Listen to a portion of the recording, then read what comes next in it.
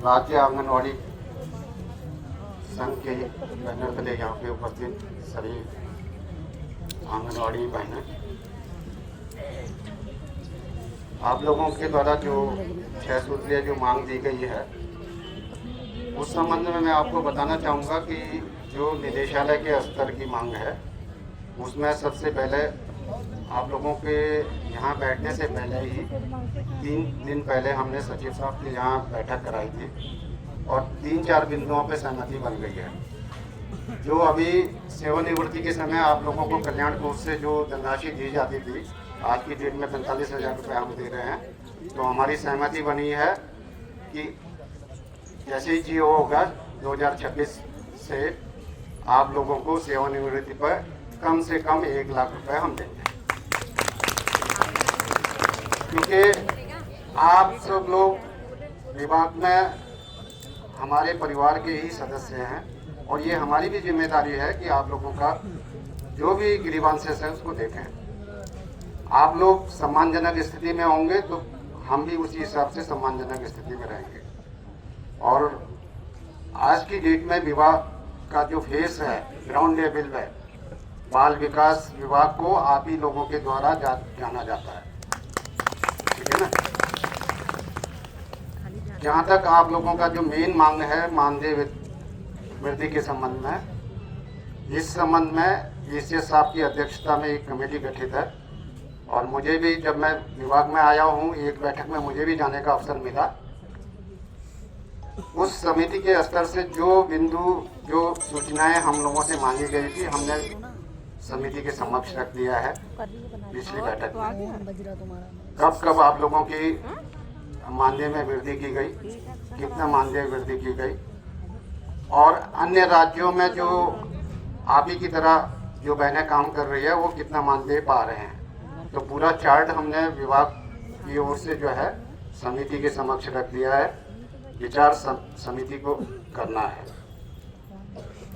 इसके अलावा अभी अध्यक्ष जी से बात हो रहा था तो हमने कहा कि आप अपना प्रपोजल दीजिए, हम समिति के सामने जब दोबारा बैठक होगी उस बैठक में हम पूरे आपके गार्जियन की तरह आप लोगों की पैरवी करेंगे।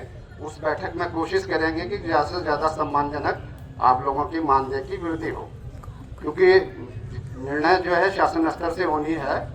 इसलिए मैं इस संबंध में आपकी पैरवी करूंगा और पैरवी के लिए मैं जिम्मेदार हूँ पूरी तरह से।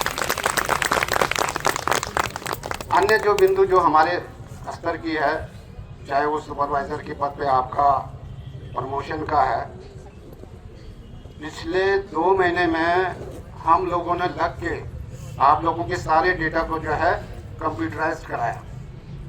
अभी तक क्या होता था कि जो है आप लोग जो है जब प्रमोशन के लिए विज्ञप्ति निकलती थी सब लोग आवेदन करते थे, मैनुअली आवेदन होता था, कई सारी चीज़ें होती हैं वो सब आप लोगों के संज्ञान में है।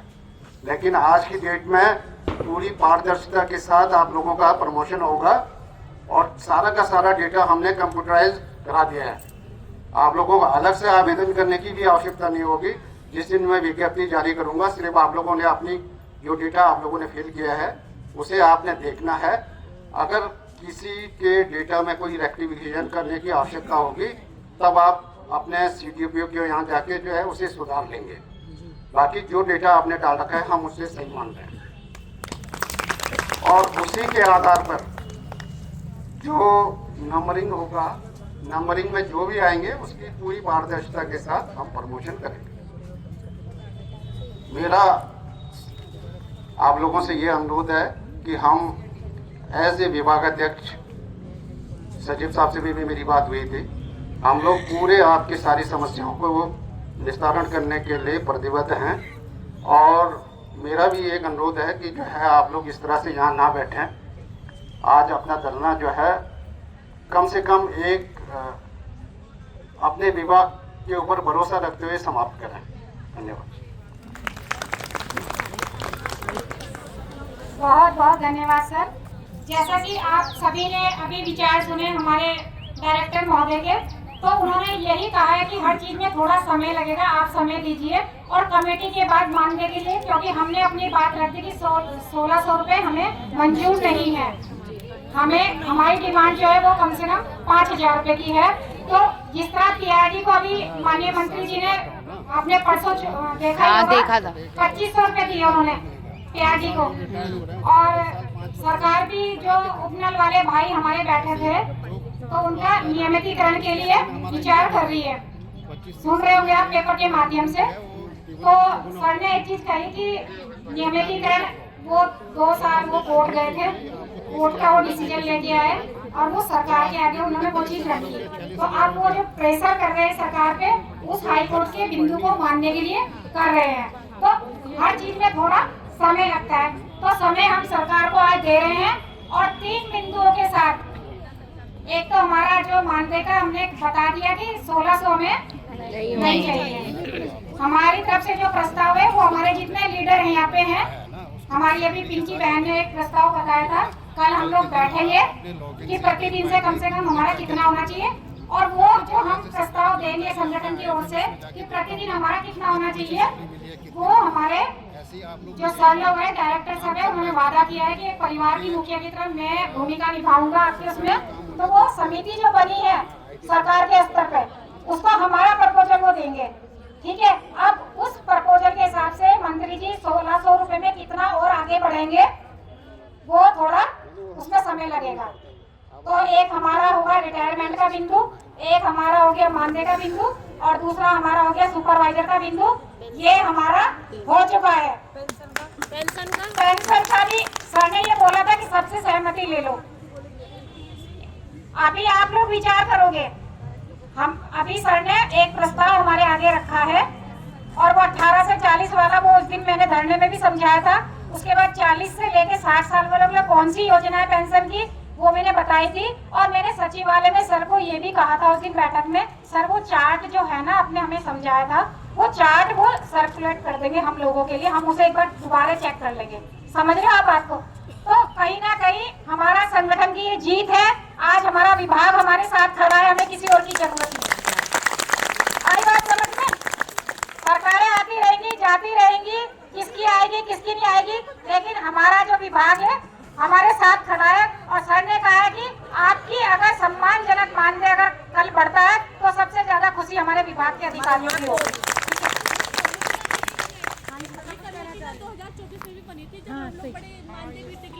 बहुत बढ़िया, सही, बिल्कुल सही जवाब दे रही मैं,